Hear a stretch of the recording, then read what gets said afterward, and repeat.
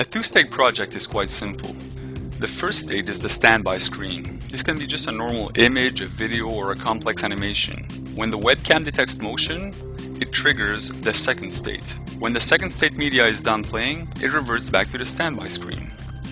You can use this to grab the subject's attention. It's also useful to synchronize the media so that it starts playing only when someone is there to see it.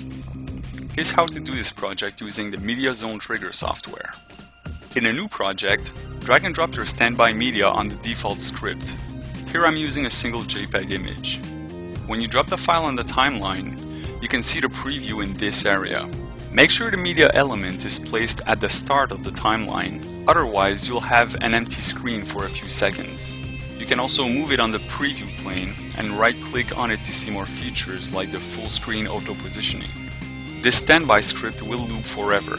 Double-click on the media element to see its properties.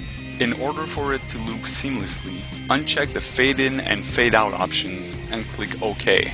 Next, put a motion hotspot on the live video. The software asks, would you like to add a media script and bind this new hotspot to it? Answer yes and give a name to the new script. Now we have two scripts, the default script and the new empty script. Whenever the hotspot detects motion, this second script will be called. Drag and drop the media file you want on it. I'm using an AVI file here, but again it could be any media file format. Set it at 0 second and set it full screen like the standby image. When called, this script will play once, then it will go back to the default script. Double-click on the media element to see its properties and uncheck fade in but leave fade out. This will have a better effect for this project. Make sure the hotspot's sensitivity is correct. Bring the sensitivity slider to the left to make it more sensitive. Alright, click on the Test Play button to see if it works as expected.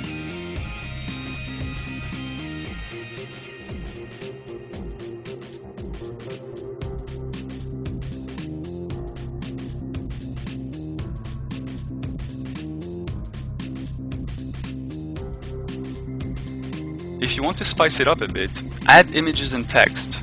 Remember that media placed on the top tracks will be displayed above other media.